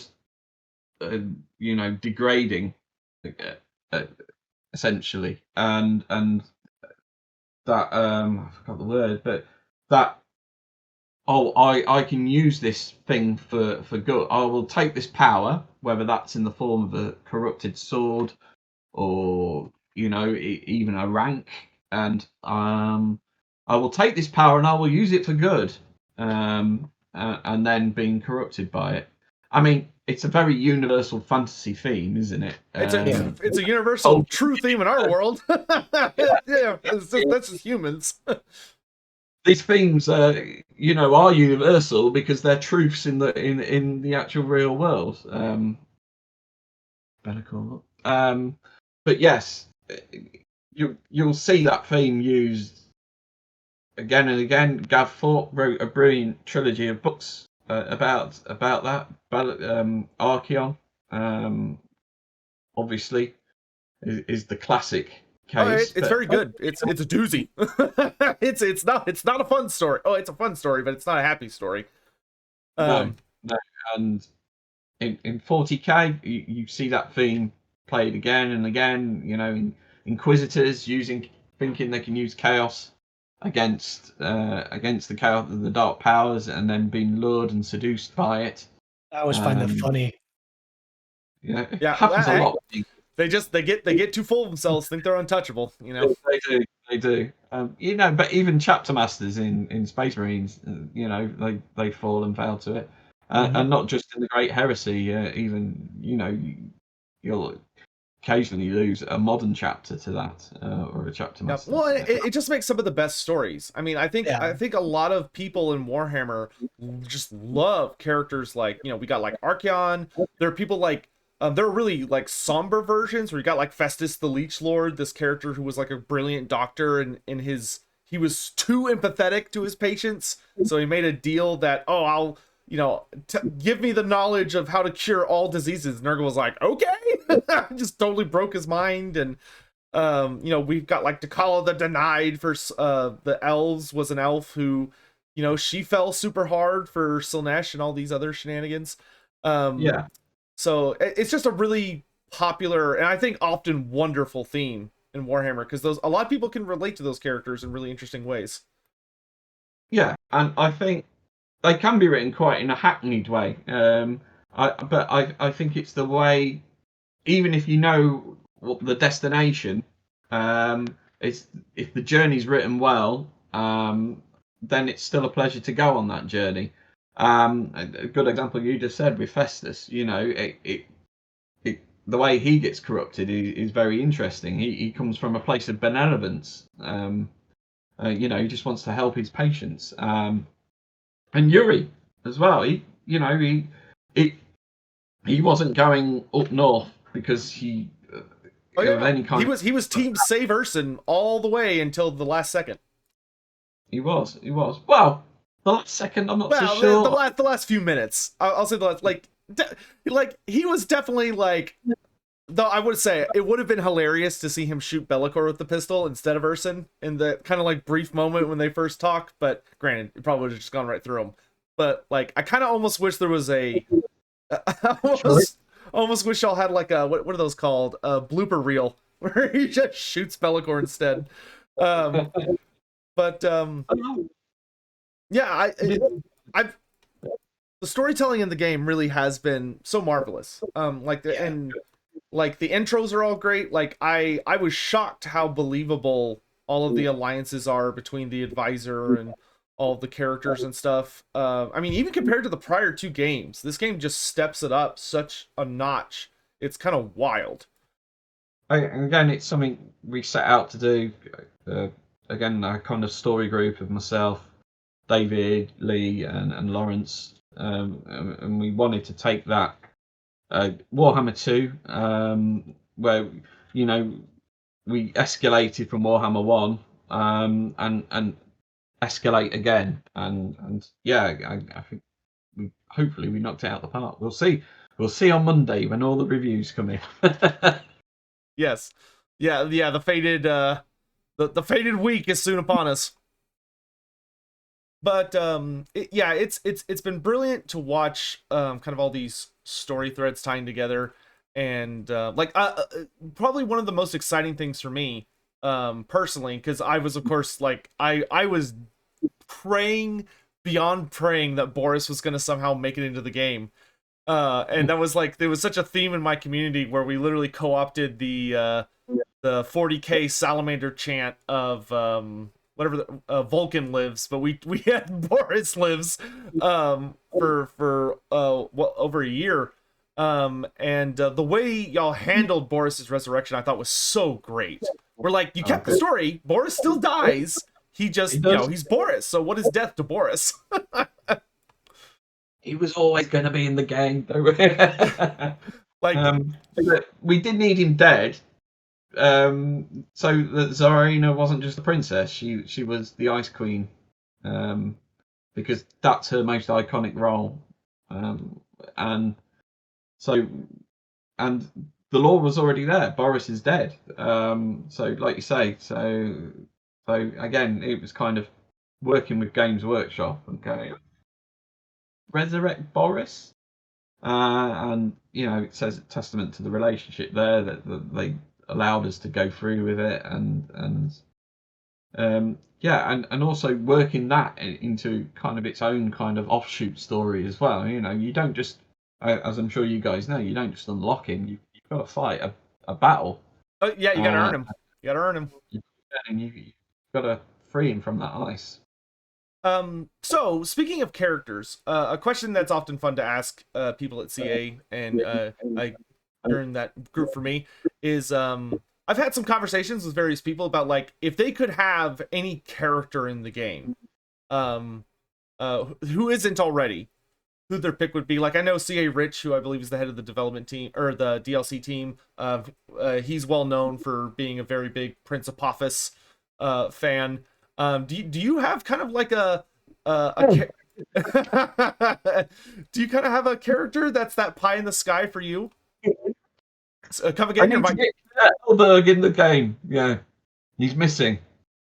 Oh, your mic cut out. What was it? Oh, sorry. I was shouting because I was so excited.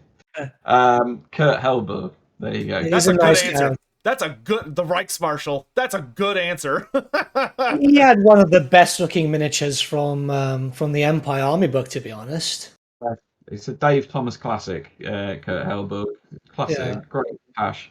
I actually back at the Games Workshop studio, we used to do these Arenas of Death tournaments where it'd just be like you take a special character and you just fight with like 4 or 5 of you on, and you go. I actually got to the finals with Kurt Hellberg because of his laurels of victory, because he doubled his combat resolution. Yeah. That item is so great. Not to mention, like, I always found the lore behind that item hilarious, in that it's literally shadow magic to make him appear like he's like 20 feet tall to the people he's fighting. That's pretty They cool. go, "Oh, you've got 3 wounds." I go, "No, I've got 6. I double that." They're like, "Oh." So you're rolling -4 now. Okay. Sorry, we are starting to talk like proper Warhammer players now. He rolled a 1 and I rolled a 2. That's what it's about here. We do hobby stuff on here too. Yeah, no, the Empire book was really good for Ape, like really good. Yeah. So I want to get Kurt in the game because he kind of missed that Empire pass. Yeah. You know, he's fully painted. He leads my Empire army up there.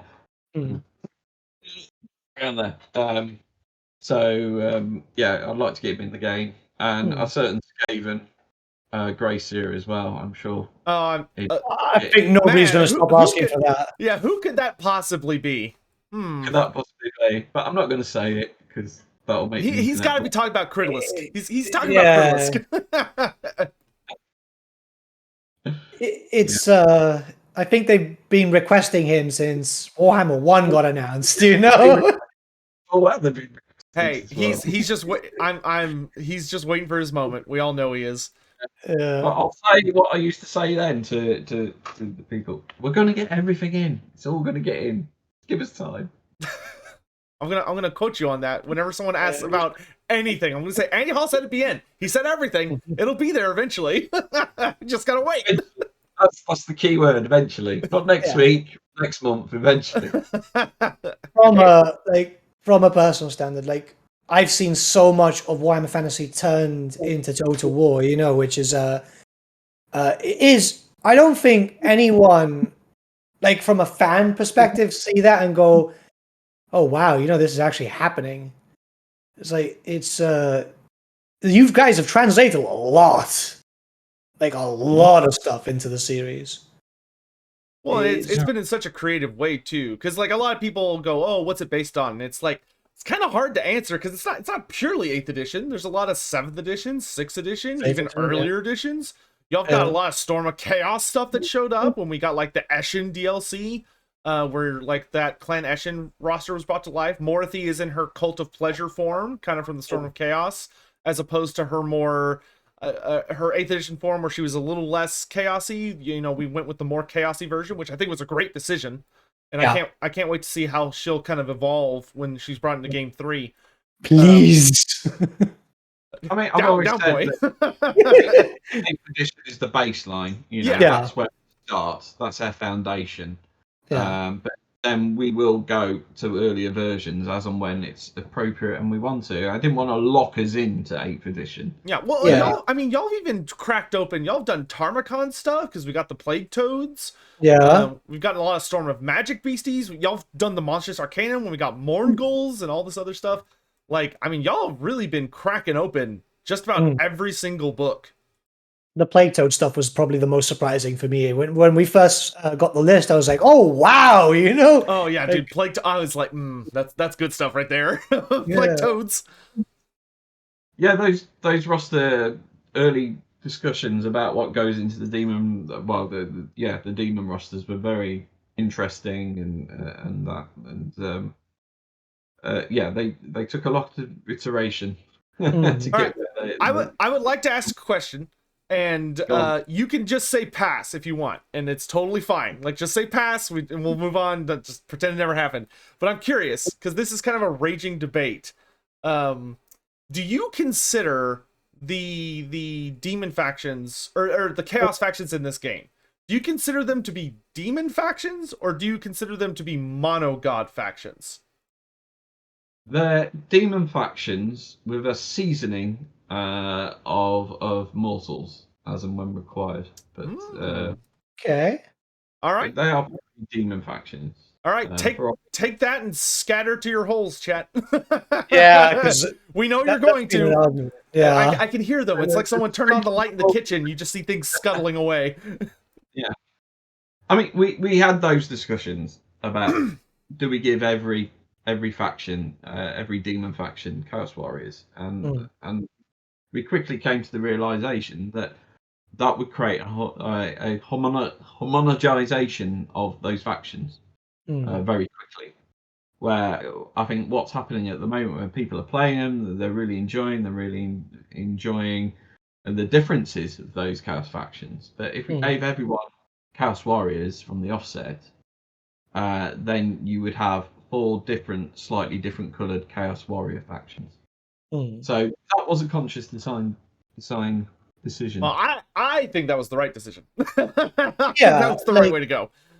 Speaking from because obviously I played a lot of Chaos during 8th, so that was really smart from my point of view. Because for example, Slaanesh needed something to be frontline, and there was nothing frontline from the 8th edition army book, So the Marauders worked out really nicely. Which we technically already have Marauders, but these are with a Slaaneshi look. But to me, that's a Slaaneshi Marauder. Yeah, really. Well, and I think it's so nice that for especially those of us that were players in 8th edition fantasy, we still get that fantasy feel of that the demons are kind of their own thing. It's not quite like I love Age of Sigmar, but Age of Sigmar very much kind of fuses the mortals and the demons together, and it's more that you're Nurgle. You're not really demons, you're Nurgle. Fantasy wasn't really like that. At least not in 8th edition. Obviously, if you go far enough back, it was. But so a question, a kind of a follow-up question I had for you from our last podcast, and I doubt you'll be able to say anything, but just thought we'd ask just for fun. We know that so every once in a while you treat us to some lovely writing, and little short stories or novellas that have to do with what's going on in the game to add more lore and stuff. By chance, are you working on anything for Warhammer 3? And if you are, can you give us any little hints, or what we would, if we were to pick up one of those scripts or books, what would be on the back written, the summary? Pass. All right. He used it. He's pleading the fifth. Yeah.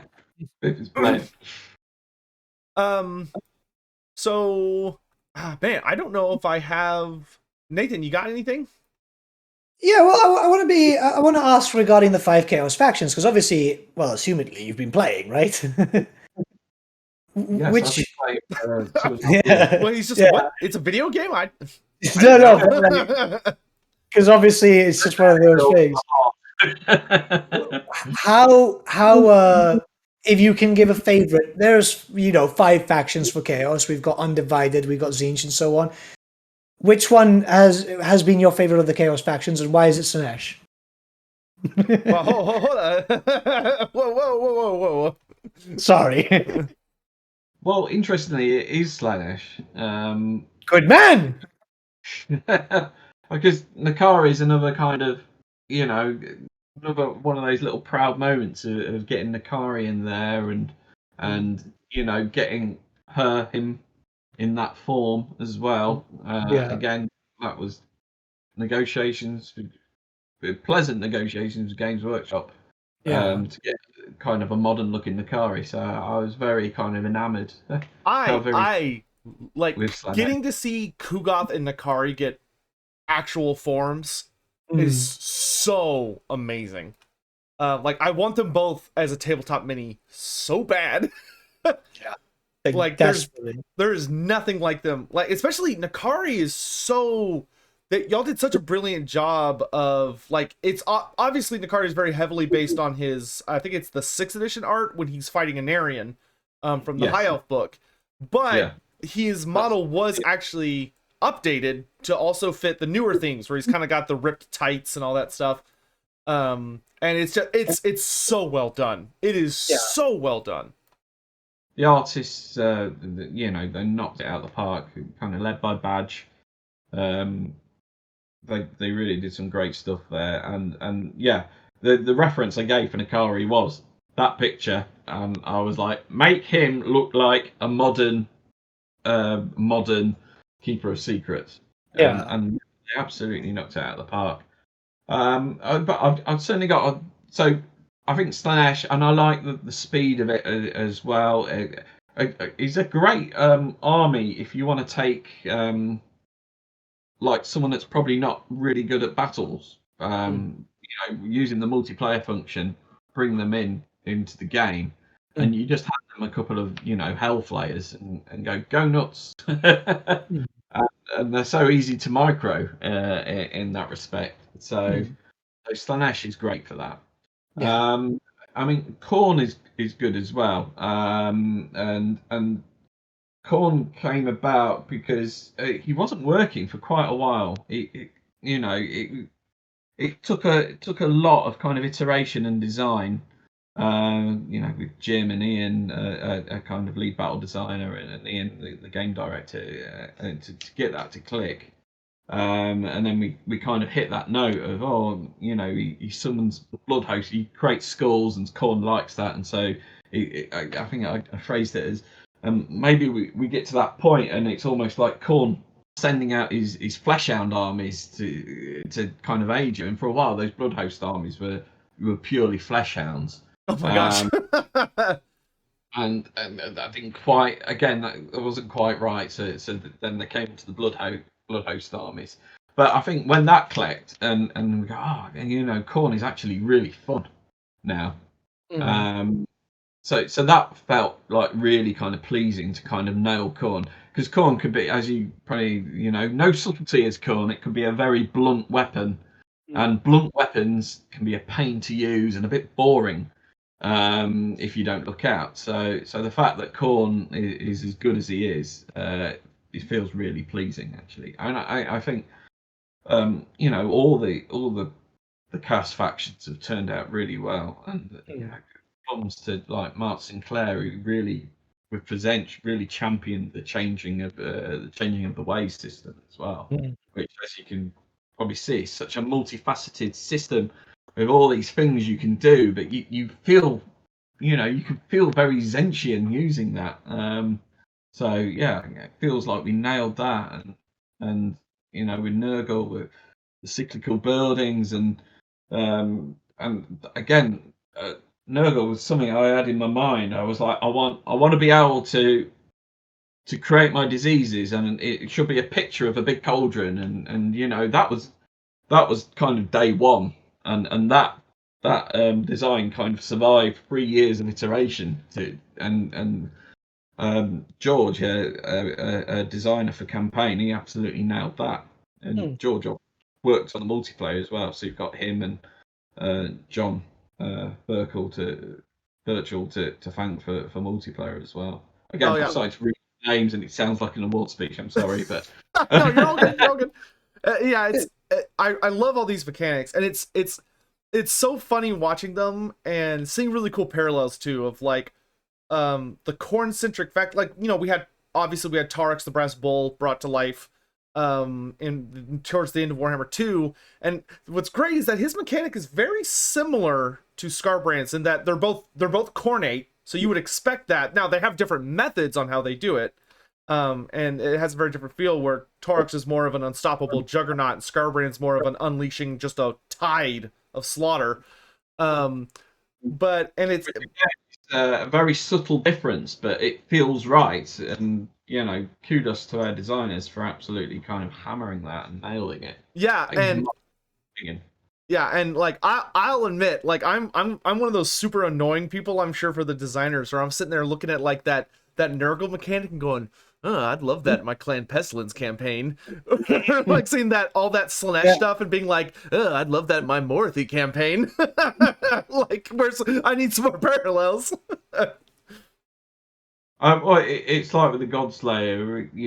I knew as soon as we unleashed that, everyone would go, I want that in our campaign. Oh yeah, it's like, can I get a fully customizable character in every race? Everyone's been asking for that now. Yeah. Yes, we'd love it too, but the amount of work to get to that place with the Demon Prince. Oh yeah, like I don't expect that mechanic to leave him, because like, good lord, that's so much work. It's great though. It's great. Yeah. Listen. I love my Barbie doll, Demon Prince. It's great. Yeah. Pulling off arms, putting on new ones. It's very different, and I must say, because I used the perfect example when I streamed him a few days ago. Because obviously, like we're all used as tabletop guys. That is us playing tabletop, but in Total War, because it's kit bashing, right? So I've done that too. You know, I've got a Demon Prince, which is probably not going to show up, but he's got some Rotfly wings and so on. And yeah, he's not showing up. Well, he's like vaguely green, so your computer's like he's the green screen, right? That's the green screen.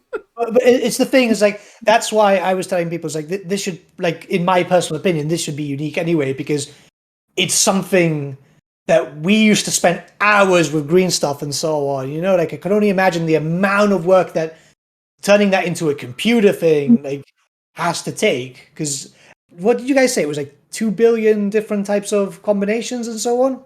Well, the maths is, and it sounds such a stupid number. I don't even like saying it because it just sounds like it's a lie.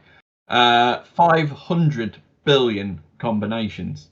Good God! Wow, man, it's one of those things where like it's like how you learn that you really don't need that many digits to make a unique number that no one could ever guess, because like it doesn't take that, and there's so many options for the Demon Prince that you can customize.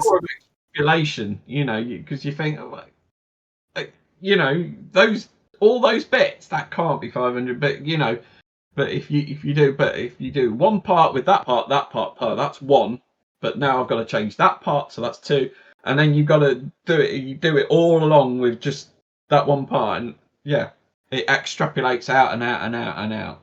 But yeah, even now, I don't like saying that number because it sounds so comically bad. Space. It's not that. Yeah, the maths is there. It's just how numbers work. They're dumb, but it's how it works. Exactly. But I mean, again, he was an interesting concept because, and I've said this in a few interviews. But you know, we have these pillars of Total War, and one of them is authenticity, and it's kind of one of the reasons I came on board in the first place. And one of the keys is we try and make something as much like the model or the reference it's based on as possible. Karl Franz has to look as close to Games Workshop's interpretation of Karl Franz as possible. But the Demon Prince, we knew, and through the descriptions in the army books, that there is uncountable variances of the Demon Prince. And so we knew that was an in, and that's kind of what got us firing on that. It's like, well, how do we represent that? Because obviously Games Workshop has one kit, and so all Demon Princes kind of look like that. And again, Games Workshop were really very generous with us with that. And then because when we kind of said we want to do kind of this customizable Demon Prince, and I guess their first thought was that they'd go, well, no, just make it look like the model, like you've done with everything out. Like your Hell Pit Abomination has to look like the Hell Pit Abomination. And they're right, as long as the first time the player sees it, it does look like the plastic Demon Prince kit. After that, go nuts. Yeah, which is, I mean, that's the Demon Prince experience, is that if you're new to the hobby, maybe you would buy that kit and just build it as is, but as you get more experience, you'd be like, okay, I'm going to kit bash this, or I'm going to use green stuff and like mold on all these weird things. Like it's very generous to allow you to do that, which is great, because those wings, you could, sub them out for dragon wings, or like you just showed, Nathan, or tried to show. But and so we kind of went into that, and it was a very, very expensive asset for the game. And worth it. Absolutely worth it. Is it worth it? And we were like, no, it is. It is worth it. It's going to be cool. And well, I guess the game's not released yet, so the proof is still not quite there yet, but I'm hoping, and I think from the reception things, that people will like it. And again, I think it's something that hopefully will bring in these kind of new players that we want to see, because it makes a stronger game, stronger brand, Yeah. And that's kind of why we tied the story to the Demon Prince. So, new players will get that through line, hopefully. They'll boot up the game, they'll get asked if they're new to Total War, and if they say yes, they'll play through Yuri's journey. And then, when you finish that prologue, hopefully you'll feel empowered, and hopefully then the next logical step is, well, what's your next campaign? I'll go, well, I'm going to get revenge, like Yuri wants, and then play the Demon Prince, and then you discover that the Demon Prince is a cool kind of customizational Lego Demon Prince, and you get to do stuff, and hopefully we can take those guys on that journey, and they'll enjoy Total War. And there's more Total War players in the world is just better for the world in general. Yes. Yeah. Yes, it is. Yeah. I mean, like the story is presenting itself to be quite good. It's I'd say this is the most narrative style Total War we've seen so far, maybe. Certainly up there. Yeah. I think that's safe to say, but we were very conscious, and this was led by a game director, that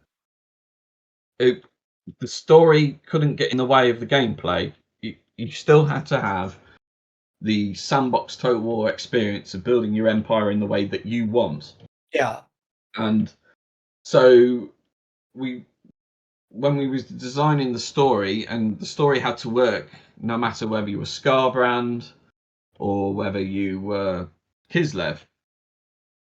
So again, that's why Be'lakor kind of shouted out as the perfect kind of villain of the piece. I know there's a few players out there who go, well, why didn't you just make Be'lakor a legendary lord? Well, he needed to be the villain because we needed something for everyone to fight against. Yeah. To make the campaign work, and the narrative makes the campaign mechanics work. So again, if you reverse engineer it, you go back to like, right, we're going to do the Chaos Realms, so we want players to go into the Chaos Realms and do these cool things in the Chaos Realms. Yeah. So how do we do that? So how do we justify, how do we justify Skarbrand and at the same time a Cafe and Dragon going to the Chaos Realms, and that's still being their singular objective? Right, well, we need a villain that everyone can rail against. So who in Warhammer is a villain that everyone can rail against? Be'lakor. Yeah. Wouldn't the answer be, who does everyone hate the most? Yeah, well, and it works out well, especially with the game kind of taking place before Warhammer 1, because it's like, what was Be'lakor up to before he had to go crown Archaon? Which, man, what a rough day for him. He gets the crap kicked out of him on the verge of godhood, and then he's got to go crown Archaon. Yeah. I did like the Chaos Gods would revel in that, wouldn't they? They'd be like, that's great. This is money. Yeah. So I got what he's up to all along the way, but he'll be like, yeah, go on, you can try it. Yeah. I had one last question, and then I forgot. Nathan, we're pretty much coming up on our time. Do you have any last question for Mr. Hall? Yeah. So how did it come with the whole going to the Chaos Realms and so on? Because like from a lore perspective, going there is really dangerous, right? And it is quite dangerous. Like going through Nurgle's thing, or I'll be very, very honest with you, I've never wanted to because I don't like puzzles, and the Zinchian one, I wanted to punch right through my screen. Like I'm not a puzzle guy. I'm very caught in. The Zinch one is very Zinchy. It's very Zinchy. It's done lore just like, like I'm caught in at heart, right? Well, we wanted to take players to places they've never been before, and there's only so many iterations of the Warhammer World map you can do, and the Realm of Chaos was that place. And we could have just copy and pasted and brought a game out two years ago, but that's not pushing the quality bar that we wanted to do.